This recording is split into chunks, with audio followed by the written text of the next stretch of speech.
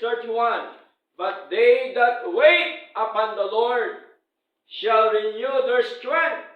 They shall mount up with wings as eagles.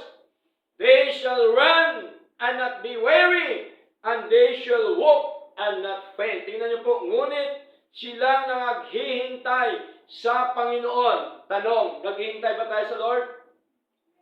Mukhang mahina yata. Mukhang wala, meron yata hindi naghihintay. Naghihintay po ba tayo lahat sa Lord? Amen. Naghihintay tayo lahat sa Lord. Anong hinihintay natin, Pastor? Yung si Lord ba magpaulan ng pera? Hindi po. Hinihintay natin yung pagdating ng ating Panginoon. Amen? Kaya sabi ko dito, ngunit silang naghihintay sa Panginoon ay mga babagong lakas. Magkaroon po ng renewal. Magkaroon po ng panibagong lakas sa ating paglilingkod po sa ating Panginoon. Sila'y pailang lang na may mga pakpak na parang mga agila. Di mo ba? No? Pagka kumampay yung agila, napakalakas po yan, mga kapatid, no?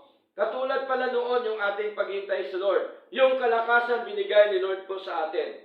Ituloy ho natin, sila'y nagsisitakbo, okay? At hindi mga papagod.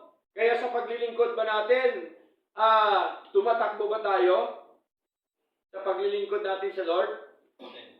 Tumatakbo tayo, hindi takbong literal. Di ba ba?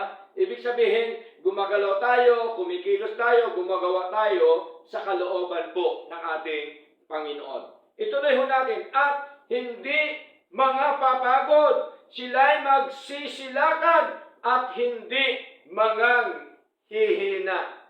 Okay? Yun po ang pangako po ng ating Panginoon sa ating pong paglilingkod na ito. Ang mahalaga po, tayo po ay naghihintay sa ating Panginoon. Kasi, pag sinabi pong naghihintay tayo sa Lord, ibig sabihin, tuloy-tuloy yung paglilingkod mo sa Lord. Amen po? Tuloy-tuloy yung pagsiserve po natin sa ating Panginoon. Nang ating pong paglilingkod na ito ay bukal sa ating puso, galing sa ating mga puso, at ginagawa natin ito para po sa ating Panginoon. Kaya sabi ni Pablo, we faint not. Hindi kami nanghihimagod. Hindi kami nanghihina. Hindi kami humihinto. Kaya nakakalungkot, maraming Kristiyano ngayon, hindi na po nakapaghintay sa ating Panginoon. Hindi nilubayan na nila ang paglilingkod sa ating Panginoon. Dapat ang paglilingkod po, tuloy-tuloy po yan. Kaya madalas ko po sinasabi na ang paglilingkod, hindi lamang po isang linggo, hindi lamang po isang buwan, hindi lamang po isang taon ang paglilingkod sa Lord. Hindi lamang po 10 taon. Hanggat kailan po ang paglilingkod sa Lord? Lifetime ang paglilingkod po sa Panginoon. Hanggat tayo nabubuhay dito sa mundo, dapat paglingkuran po natin ang ating Diyos na buhay, mga kapatid. Okay? At tandaan po natin, sa paglilingkod po sa Diyos, walang talo. Amen po ba? Walang talo ang paglilingkod sa Diyos. Puro panalo po tayo pag tayo sa Lord. Amen?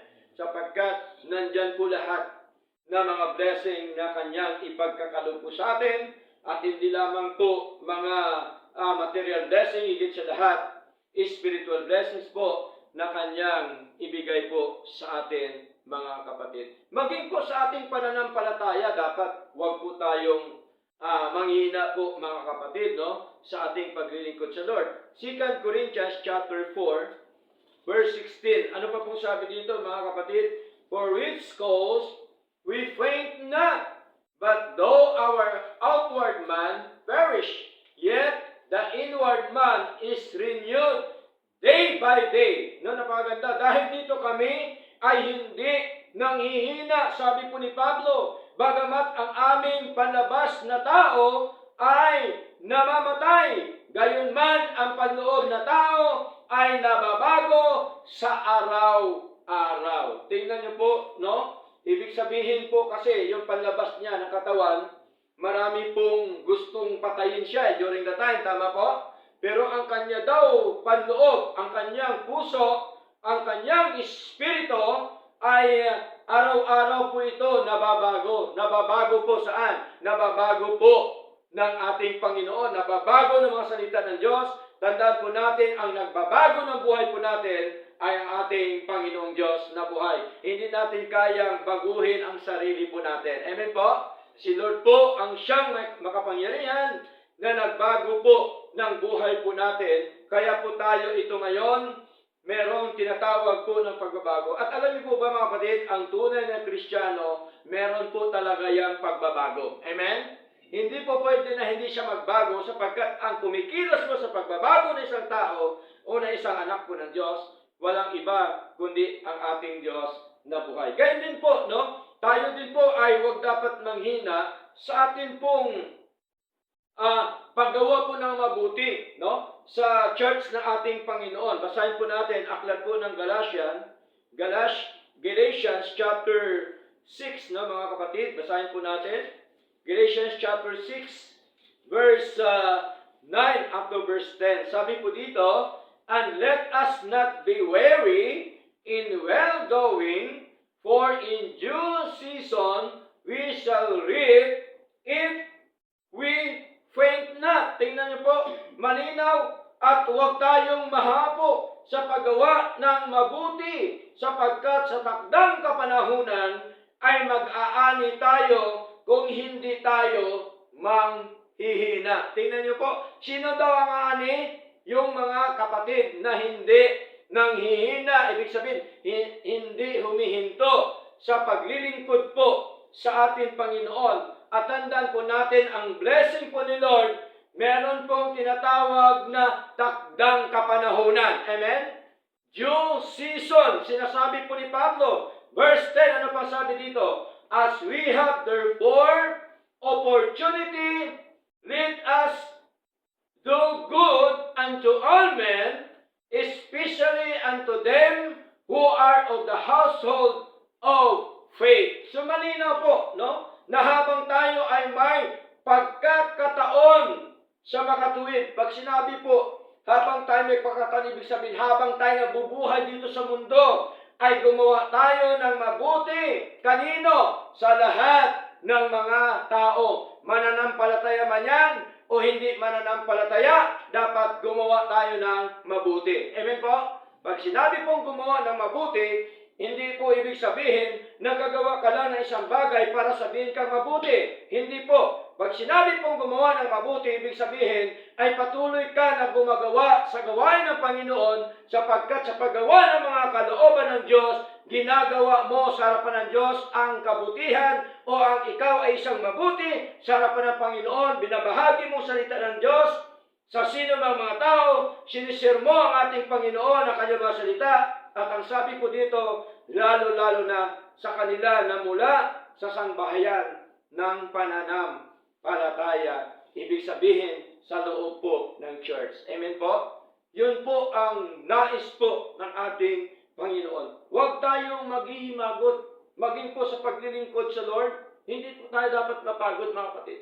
Dapat maging masigla tayo na sa pagdating po ng araw ng Sunday, nandoon po yung ating kasiglahan. Amen po? Nandun dapat yung ating buong puso, buong kaluluwa, buong espiritu, at ang buong buhay natin na dapat ay concentrate po tayo sa paglilingkod, sa pagsamba sa ating Panginoon, at dapat inihanda natin ating mga sarili sa ating pong pagsamba sa ating Panginoong Diyos na buhay, mga kapatid. Kaya sabi ni Paul dito sa 2 Corinthians chapter 4 verse 1, sabi dito, therefore, seeing we have this ministry as we have received, meron silang tinanggap, mga kapatid, ng awa na ito. Kaya sabi po ni Pablo, we faint not, hindi kami hihimagon. Next, mga kapatid, yun pong number 1, we faint not. Number 2, an honest ministry. Dapat tayo sa ministry ni Lord, honest po tayo. Amen po? Pag sabing honest tayo sa ministry ni Lord, dapat ginagawa natin ng buong puso yung kalooban, ang ministry na ibinigay po ng Panginoon sa atin. Lahat po ba tayo may ministry sa Lord? Meron. Meron tayong lahat ministry sa Panginoon. Yung ating pagsiserve sa Lord, ministry po natin yan. Amen po? Yung ating pagdalo sa gawain ng Diyos, ministry po natin. Pagbabasa natin, pananalangin natin, ministry natin yan sa ating Panginoon. Yung ating pagtulong sa church, ministry po yan sa Panginoon. Amen po? Yung atin pong pagbigay ng magandang o kabutihan sa church ng Panginoon, yun po lahat ay ministry po natin yan sa ating Panginoon. Kaya sabi ni Pablo, an honest ministry. Ayaw po ni Lord yung dishonest tayo sa ministry po niya. Amen po? Basahin po natin mga kapatid ang 2 Corinthians chapter 4 verse 2. Sabi dito, but have renounced the hidden things of dishonesty. No? Dapat ay sabi ni Pablo, kundi itakwil, no? Alisin, itakwil, no? Na ang natatagong mga bagay ng di pagkamatapat. No? Dapat alisin natin, kaya kailangan natin yung honest tayo sa Lord. No? Hindi dapat tayo magkaroon ng tinatawag po na dishonesty sa ating Panginoon. Kaya dito po mga kapatid, ay malinaw po na sabi po dito, renounce the hidden things of dishonesty. Kung balik ka rin mong dishonesty, dapat honest tayo sa ating Panginoon. Amen po? Kasi ayaw po ni Lord, no? Kaya nga sabi ni Pablo, i-renounce natin, no? Ibig sabihin itakwil natin, no? Alisin natin. No, wag nating gawin yung mga bagay na di pagkamatapat sa ating Panginoon. Ano pa ang kasunod mga kapatid? At ang sabi pa po dito, mga minamahal, tuloy po natin, not walking in craftiness. Not walking in craftiness. Na hindi lumalakad sa katusuhan. Yun po ang ayaw ng ating Panginoon. No?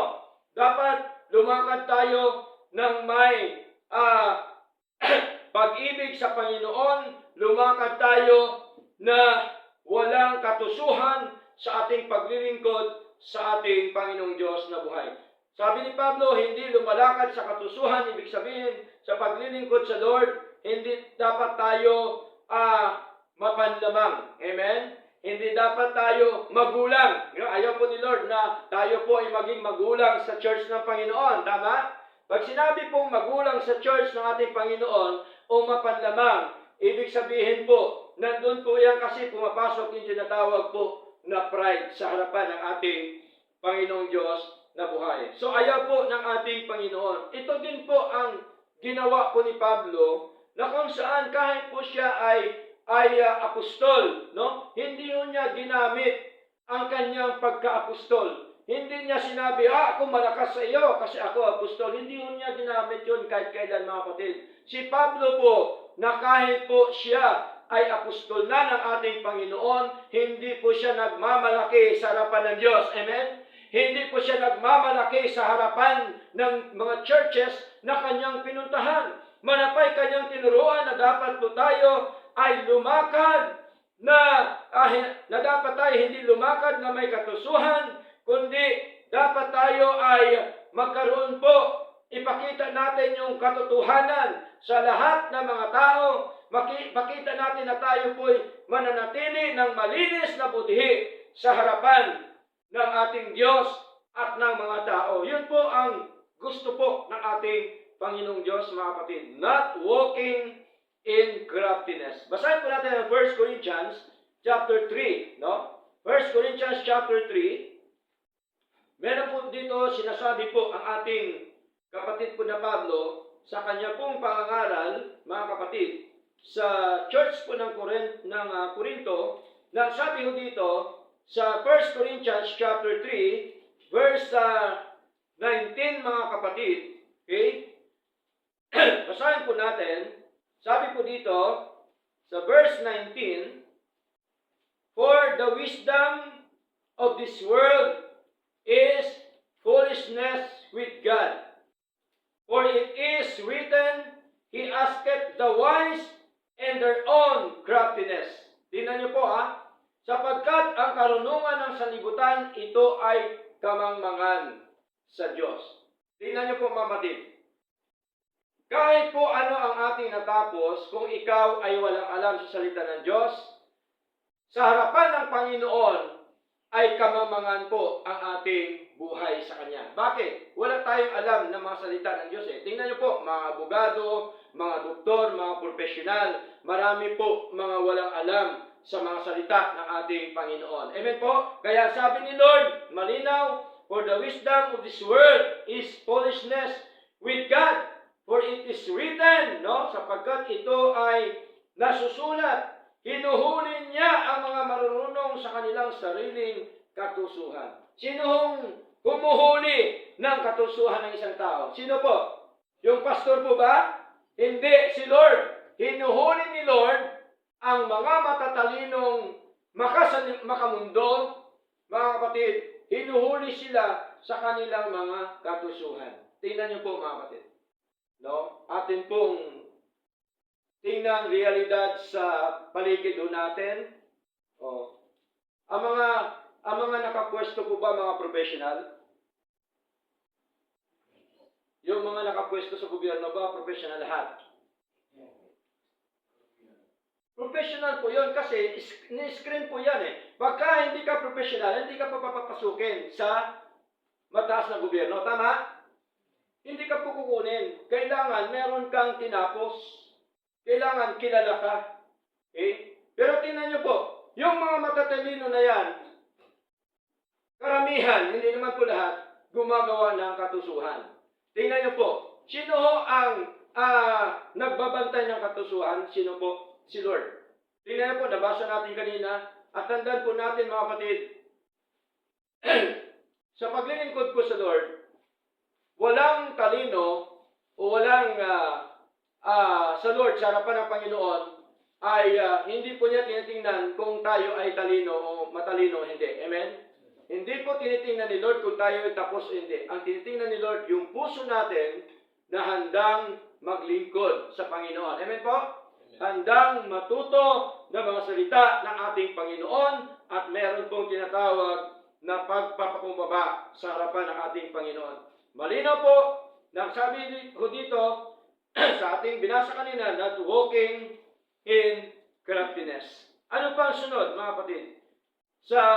Ituloy natin ito ang 2 Corinthians chapter 4, verse 2. Hindi lamang not walking in craftiness, ang sabi pa po dito, nor handling the word of God deceitfully. Tingnan niyo po, ni pinanghawakan ang salita ng Diyos ng may panlilinlang. Tingnan niyo po, marami po ba ngayon humahawak ng salita ng Diyos, pero ang motibo panlilinlang?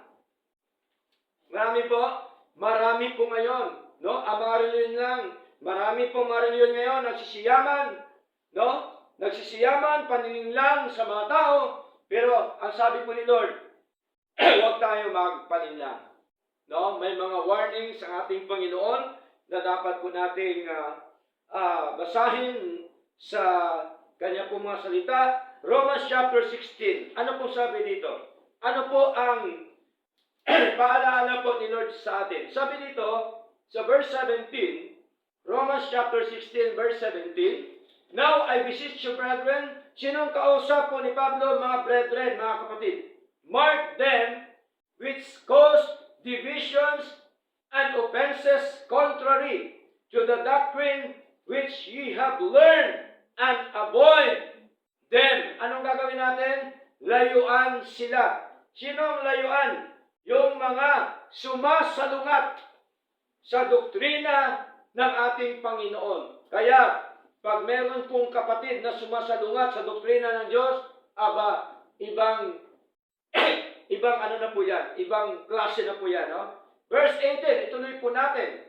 For they that are such serve not our Lord Jesus Christ, sapagkat sila ng mga gayon ay hindi naglilingkod sa ating Panginoon. Sino po ang hindi naglilingkod sa Lord? Yung mga sumasalungat sa doktrina ng ating Panginoon, yung mga taong katitisuran sa loob po ng church, hindi pala yun sila naglilingkod sa ating Panginoon, but their own belly, and by good words and fair speeches deceive the hearts of the simple. Tingnan niyo po, malinaw po mga kapatid.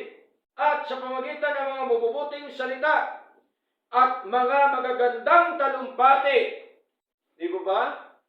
Maraming tao ngayon napakagaling magtalumpati sa stage. Di ba ba? Oh, lahat halos ng mga politiko nga napakagaling magtalumpati. Di ba? Oh, pagka ako'y ibuboto, talaga hong gagawin kong 20 pesos ang bigas. Di ba?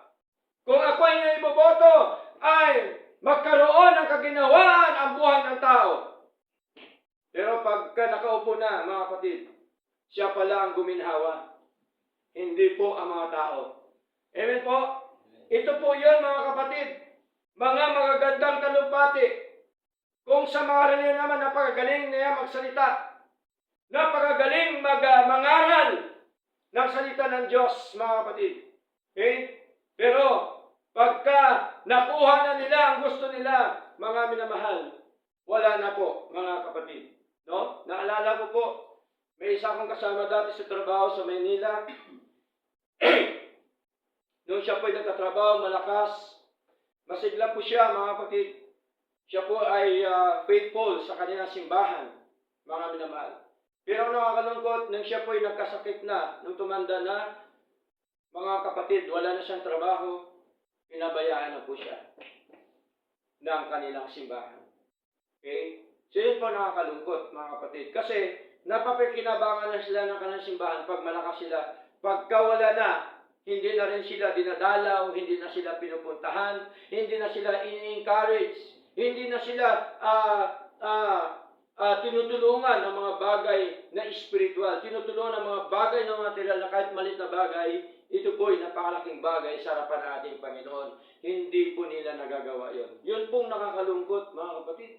No? Hanggang po siya ay namatay na, wala ho na hong mga kasamahan niya, hindi na po siya pinupuntahan, mga minamahal. So, dito po ay malinaw na ang sabi po ng ating Panginoon ay sila po ay mga magagaling lang yan, magsalita, mga kapatid. Pero sa gawa, wala po yan, mga minamahal. Ay niniling lang ang mga puso ng mga walang malay. Ibig sabihin, pag sinabi ho walang malay, hindi ho nahihilo, kundi na wala ng malay, na wala kang alam sa salita po ng Diyos. Amen? Wala kang alam sa katotohanan ng mga aral ng Panginoon. Akala natin, ay itong totoo kasi marami. Itong totoo kasi mayayaman ang dumadalo. Itong totoo kasi lahat yan nakasasakyan. Ito yan lahat ay nakita ko, napakaganda ng simbahan, napakalaki ng simbahan. Hindi po yan ang batayan, mga kapatid. Ang tunay ang batayan ng totoong paglilingkod sa Diyos, yung totoong aral na taglay mo, mga kapatid. Amen po? At ang paglilingkod sa Diyos, dapat ang sinusunod ang Diyos. Amen? Hindi po yung gusto natin. Dapat yung gusto ng Diyos ang siyang sinusunod natin sa ating paglilingkod na ito. Katulad po nito, mga kapatid, not handling the word of God deceitfully. 2 Corinthians, basahin po natin, mga minamahal. 2 Corinthians chapter 2. Ano pa pong sabi dito ni Pablo, mga kapatid? 2 Corinthians chapter 2, verse 17. We are not as many which corrupt the word of God, but as of sincerity, but as of God, in the sight of God, speak we in Christ. Tingnan po, sapagkat kami ay hindi gaya ng marami na pinasasama ang salita ng Diyos. Sa ibang Tagalog, hindi kami katulad ng ilan na kinakalakal ang salita ng Diyos. Kundi gaya ng mga katapatan, kundi gaya ng mula sa Diyos, sa paningin ng Diyos, ay nagsasalita kami kay Kristo. Kaya po, mga kapatid, kahit kailan ang ating pinapangaral po dito, ang ating Panginoon. Amen? ang mga salita po ng Diyos. Kasi yun dapat ang totoong ibahagi o ipangaral, mga minamahal, hindi yung entertainment. Amen? Ini-entertain tayo ng mga mga tao para tayo maaliw, para tayo ay masaya, di po ba? Sa Lord po ba? Pagka tayo po ba naglilingkod sa Lord, wala po bang kasayahan sa Lord? Di ba masaya maglingkod sa Lord? Amen po? Okay? Hindi naman po boring eh. Boring lamang po yun pagka-kontra mo yung salita po ng Diyos. Pagka-kontra mo yung tinuturo ng Panginoon, yun, boring sa iyo yun, mga kapatid. Pagka ayaw mong tanggapin ang aral ng Diyos, boring sa iyo yun. Pero kung tinatanggap mong aral ng Diyos, aba, masaya ka. Sapagkat ang kagalakan natin ay sa Panginoon. Okay? Not handling the Word of God deceitfully. No? Huwag nating panghawakan o hawakan ang salita ng Diyos na may pandaraya. Okay? Kailangan tunay, totoo, puro ang ating mga ibahagi po ng mga salita ng ating Panginoon. Okay? So, balik tayo sa 2 Corinthians chapter 4 verse 2. Sabi po dito, but by manifestation of the truth, manifesting the truth to all men. No? Ibig sabihin po, mga kapatid, yung tinatawag po na pagpapahayag ng katotohanan sa lahat ng mga tao. Dapat katotohanan lamang po ng ating Panginoon. Tandaan po natin, ang nagbigay sa atin ng kalayaan, ang katotohanan ng salita ng Diyos. Amen po? Sapagkat ang sabi po ng John chapter 8 verse 32, ano sabi doon? Ye shall know the truth, and the truth shall make you free. Malalaman mo ang katotohanan, at ang katotohanan ang siyang magpapalaya sa iyo. Bakit kailangan palayain po ang mga anak ng Diyos? Sapagkat marami ngayon nakakulong. Naniwala ba tayo marami nakakulong? Saan nakakulong? Nakakulong sa reliyon. Right? Nakakulong sa mga maling aral. Nakakulong sa mga maling pamumuhay. Nakakulong sa mga maling bagay na ayaw ng ating Panginoon. Nakakulong sa mga bisyo at kasalanan. Ang gusto ni Lord, ang ipangaral natin, ang kanyang katotohanan, at sa pamamagitan po ng katotohanan, sila po ay mapapalaya, mga kapatid. Sapagkat marami talaga ngayon nakakulong, mga minamahal. Kaya mahalaga yung ating pangangaral ng mga salita po ng Diyos. Ano pang sunod? Sa 2 Corinthians chapter 4 verse 2, not only by manifestation of the truth, commending ourselves to every man's conscience in the sight of God, maintaining our clear conscience before God and men. No? Dapat malinis lagi ang ating konsensya sa Lord. Amen? Malinis ang ating budhi sa harapan ng ating Panginoon. At napakaganda po sa isang mananampalataya na ang kanyang paglilingkod sa Diyos ay hindi ho nadidiktahan, kundi dapat ang paglilingkod sa Diyos, kusa. Tama po? Masarap po bang kusa? Masarap po eh. Masarap ang kusa sa paglilingkod sa Panginoon. Hindi yung hinahatak ka, hindi yung kung ano pang gagawin sa'yo para ka lang dumalo sa gawain po ng Panginoon. Napakaganda po na meron tayong kusa, magkaroon tayo ng tinatawag na clear conscience, no? Malinaw, malinis na konsensya sa harapan po ng ating Panginoon. 1 Peter chapter 3, basahin po natin mga kapatid. 1 Peter chapter 3, verse 16. Ito po ang sinasabi naman ng ating kapatid na Pedro, na kung saan sinabihan po dati ni Lord na dito ka sa likod ko, Satanas, during the time, no? Okay? 1 Peter chapter 3, verse 16, mga kapatid. Sabi po dito, having a good conscience, no? Dapat taglay natin, nagkaroon tayo ng mabuting budhi o konsensya that whereas they speak evil of you as of evildoers, they may be ashamed that falsely accuse your good conversation in Christ. So malinaw, no? Sabi dito, upang samantalang sila ay nagsasalita ng masama sa inyo. Naranasan na ba natin na meron nagsalita ng masama sa atin? Lahat ba tayo nakaranas? Lahat tayo nakaranas. Nagsasalita ng masama sa atin. Pero tingnan niyo po mga kapatid. Gaya ng mga gumagawa ng masama. Tingnan niyo po. Meron talagang taong gumagawa ng masama mga kapatid. Kaya hindi na po tayo magtataka po roon. Ay, mapahiya nawa sila na nagbibintang ng mali sa inyong mabuting pamumuhay kay Kristo. Tingnan niyo po.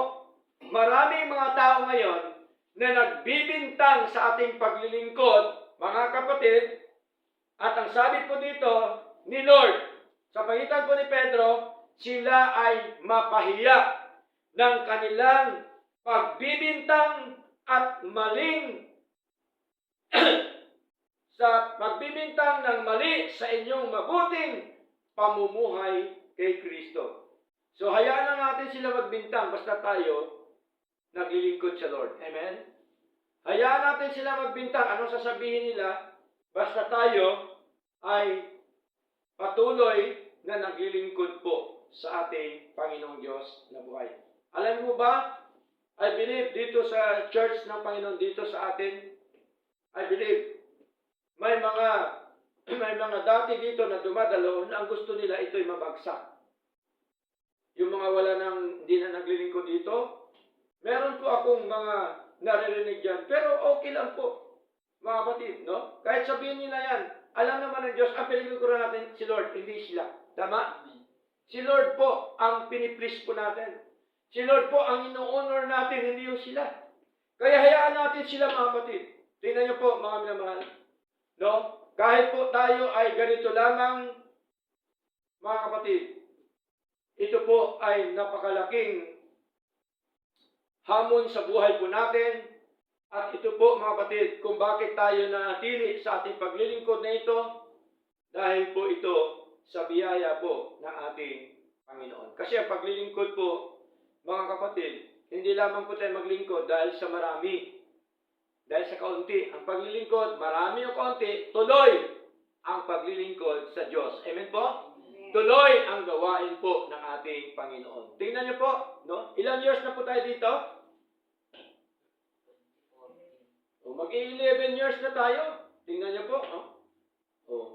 Kung susumahin lang po tayo, 2, 4, 6, 8, 9. Sa isang taon, biro mo sa isang taon, kalahating tao lang ang pumapasok pagka i-computin mo, mga kapatid. Pero tingnan niyo po, sa biyaya ng Diyos, nananatili tayo sa paglilingkod sa Lord. Amen po? Amen. Bakit? Kasi tayo totoo na naglilingkod po sa ating Panginoon. Kung hindi tayo totoo, noon pa tayo, wala na sa Lord. Tama? Kasi ano naman ang makukuha natin dito kung isipin natin na karnal na kaisipan, no? Na taong kaisipan. Ano ang bagas, ano inisip nila? Anong mapapalamuran? Di ba? Bakit tayo naglilingkod sa Lord? Kasi sa paglilingkod sa Lord, walang talo. Amen? Puro panalo sa paglilingkod sa Diyos.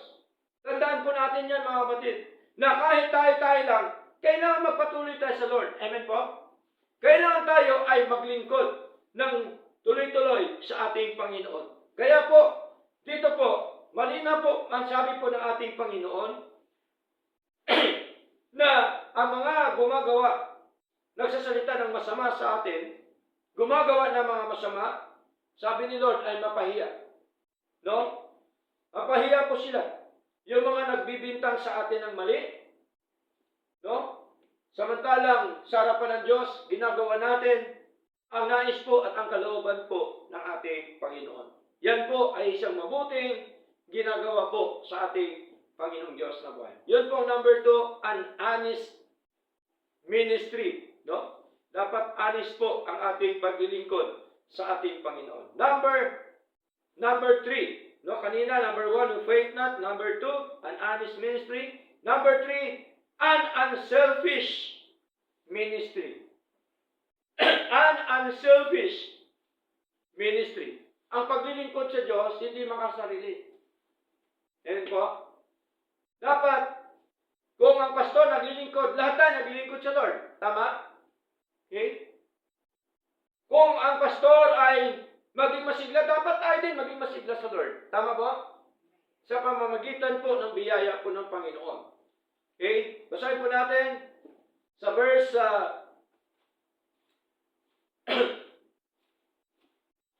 verse 5 ng 2 Corinthians chapter 4, verse 5, sabi dito, mga kapatid, for we preach not ourselves, but Christ the Lord, and ourselves your servants for Jesus' sake, sapagkat hindi namin ipinangaral ang aming sarili, kundi si Kristo Jesus na Panginoon, at ang aming sarili na inyong mga lingkod alang-alang kay Jesus.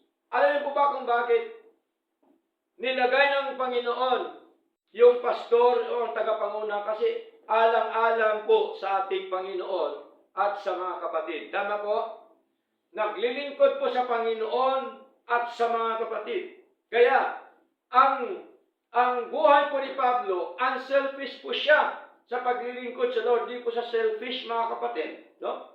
Sapagkat, ang sabi niya dito, sapagkat hindi namin ipinangangaral ang aming sarili, kundi si Kristo Jesus na Panginoon. Kaya sa pangangaral, dapat ang sentro ang Panginoon. Amen?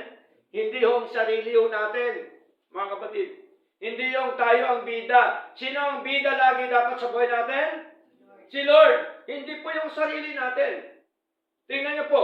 Pagka bida lagi si Lord sa buhay po natin, ang buhay po natin, lagi po yan nasa mababa. Amen po? Nagpakumbaba lagi po yan sa Lord. At si Lord ang siyang kanyang itinataas sa buhay po niya. Philippians chapter 1. Anong sabi ho dito? No? Basahin po natin. Philippians chapter 1. Okay? Verse 12.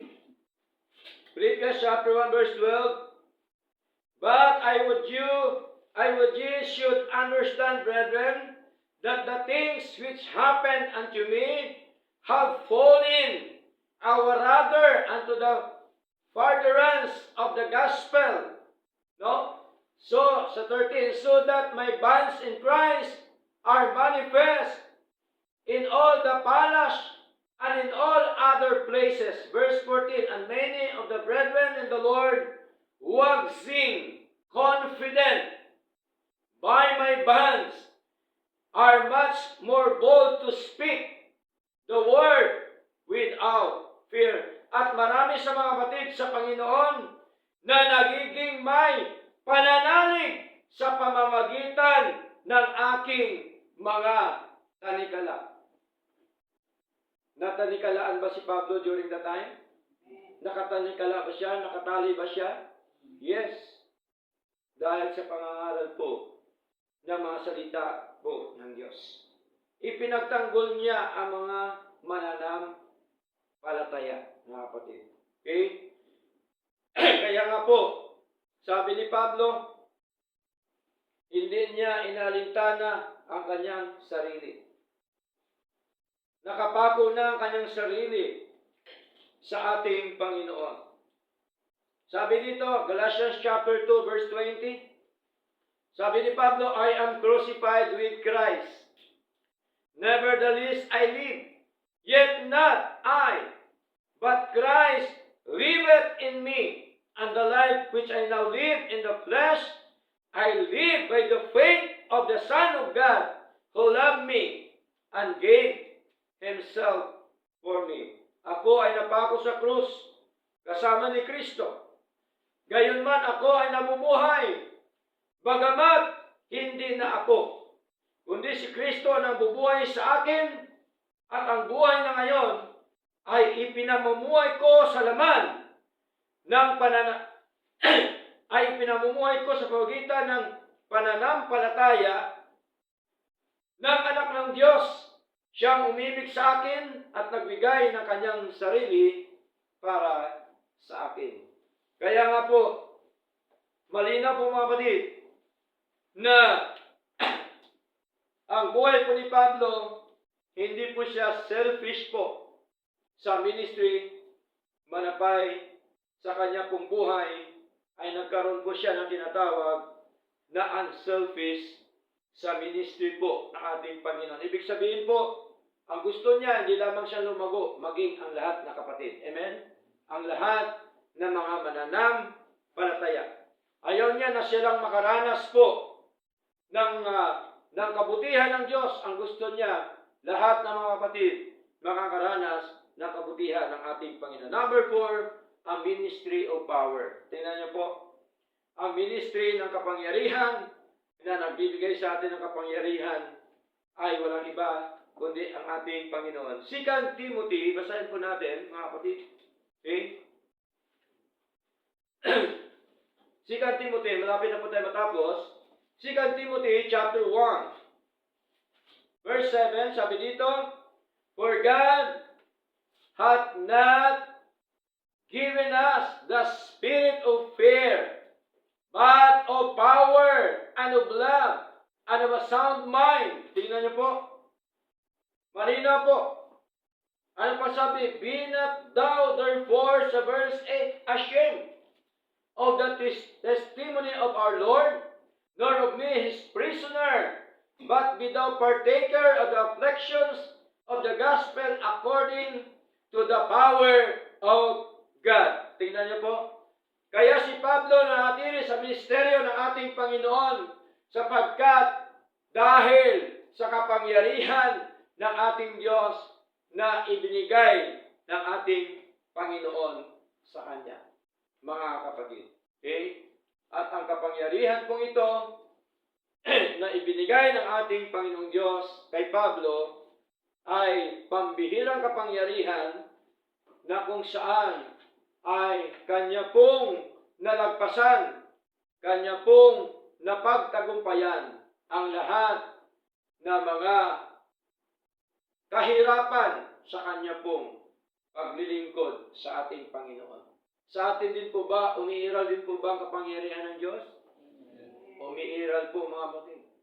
Umiiral sapagkat kung hindi po dahil sa kapangyarihan ng Diyos, wala po tayo dito ngayon. Amen? Wala po tayo dito ngayon. Hindi tayo nagpapatuloy sa Kanya. A ministry of power. Kaya sabi doon, Romans chapter 1 verse 16, anong sabi dito? Ni Pablo, I am not ashamed of the gospel because it is the power of God. Yung gospel ay makapangyarihan ng Diyos yun, mga kapatid.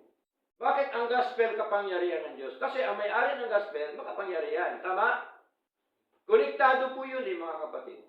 Para lang yan tubo ng tubig. Okay? Pagka ang tubo ng tubig mo nasa kabila, dadaloy kaya pagka hindi mo idugtong sa kabila? Hindi. Siyempre, ang gagawin mo, idugtong mo. Kaya ang power po ni Lord, nakaugnay po sa atin, nakadugtong po sa atin. Amen po? Ang power ni Lord, nakadugtong doon sa Kanya mga salita. Kaya ang sabi po ni Pablo, I am not ashamed of the gospel because it is the power of God. Tingnan niyo po. Number 5, panghuli. A ministry of suffering. Ang ministry po may paghihirap, tama? Ang ministry po merong karanasan ng paghihirap. Hindi po puro sarap. No, katulad po ni Pablo, mga kapatid, Acts. Basahin po natin ang Acts. Okay? Ano po ang nangyari kay Pablo during the time, mga kapatid? Acts chapter 20, okay, verse 18 up to verse 24. Sabi po dito,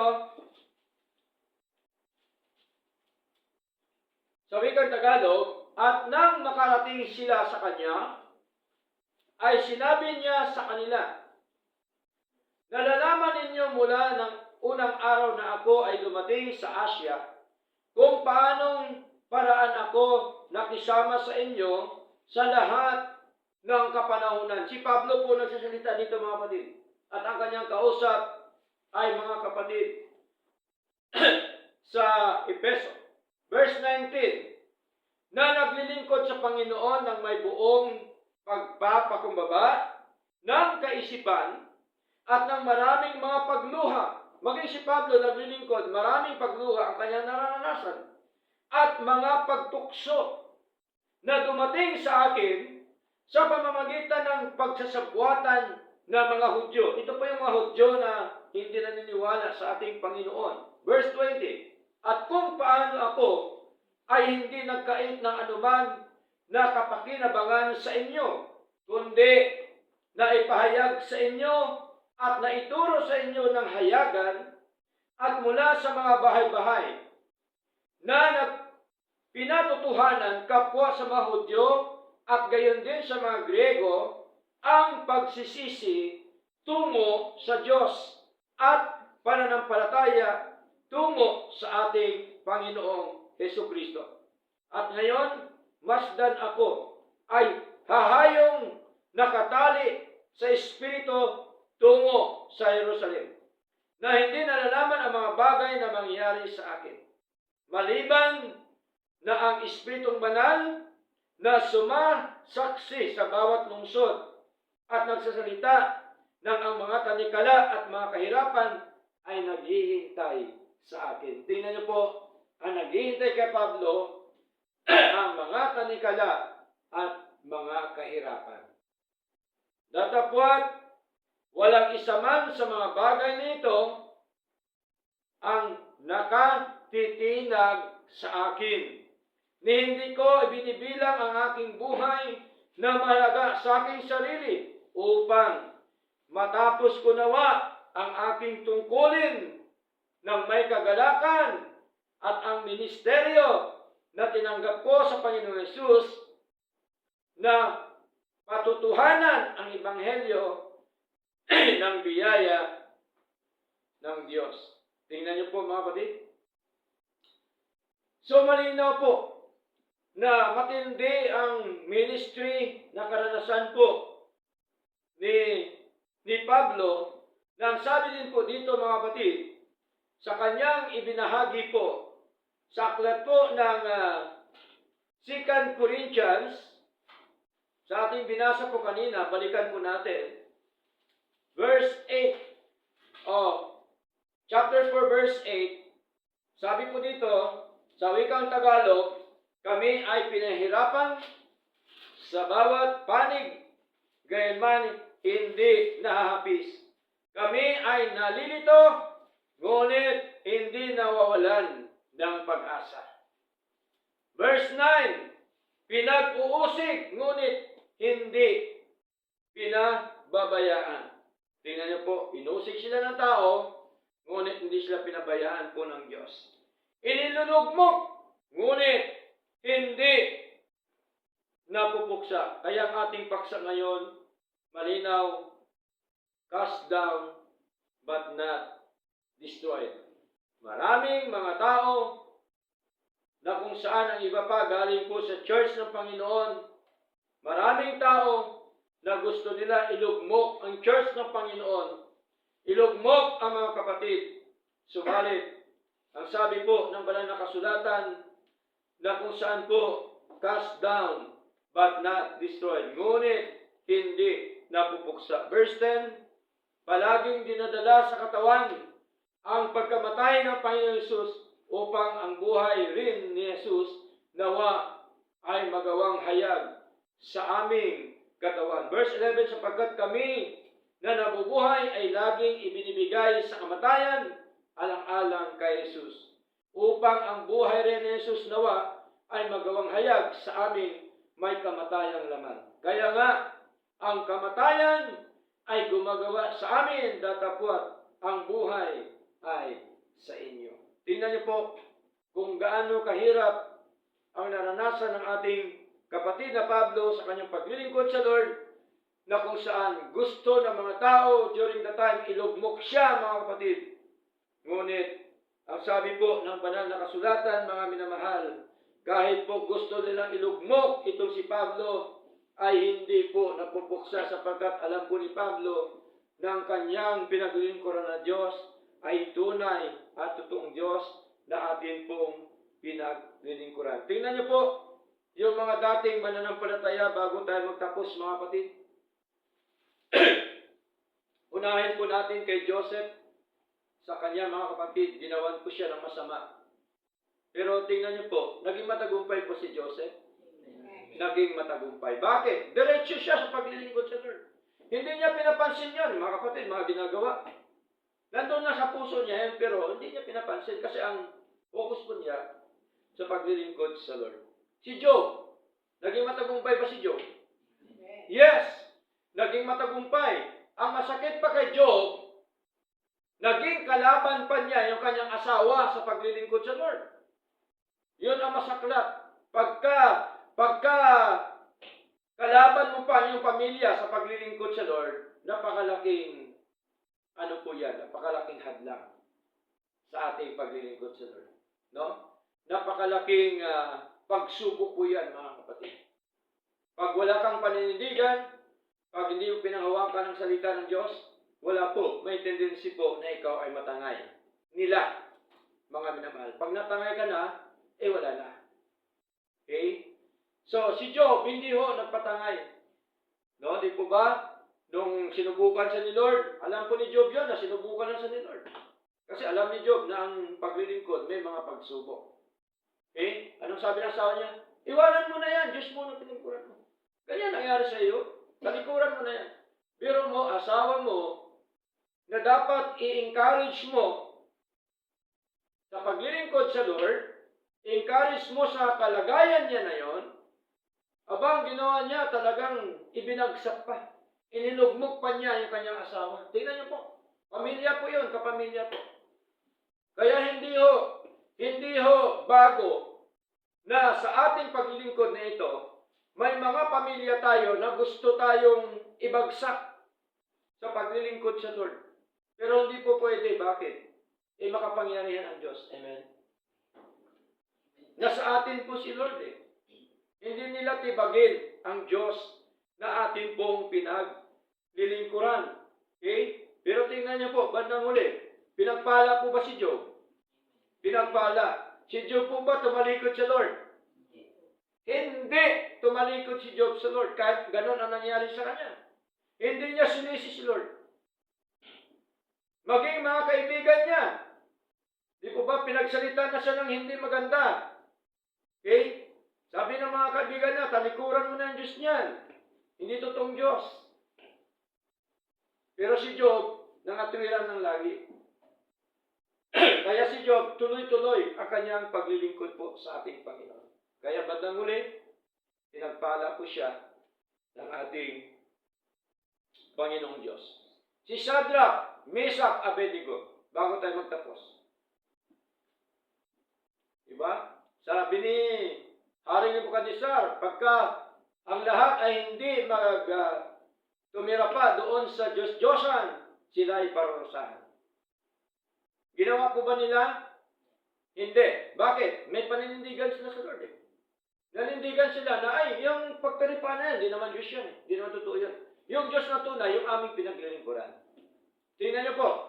Sinuway nila si Nebukadnezar. Anong ginawa? Pinarusahan sila ni Nebukadnezar. Nangyari po ba? Namatay po ba sila? Hindi. Ninasunog? Hindi. Diba? Itinapon sila sa naglalagablab na apoy. Pero kahit ang buok, sabi ng banal na kasulatan, hindi naging amoy usok. Tingnan niyo po mga kapatid, kung gaano kapangyarihan ng Diyos. Ang importante na po sa atin, bago tayo magtapos, paninindigan. Amen po? Manindigan tayo. Bakit? Sa Lord ako Di po ba? Sa Lord ako Bakit? Anong problema mo? Sa Lord ako. Di po ba? Naglilingkod ako sa Lord. Ano man, kung ano sabihin mo sa akin. Mahalaga, naglilingkod ako sa Lord. Tama? Ganun dapat ang ating pangatwiran. Ganun dapat yung ating paninindigan, mga kapatid. So, malinaw po yun. Sa buhay po natin, cast down, but not destroy. Purihin po Panginoon, na mga pinagpala po tayo ng mga salita po ng Diyos. At tayong lahat po'y tumayo at awit po tayo sa ating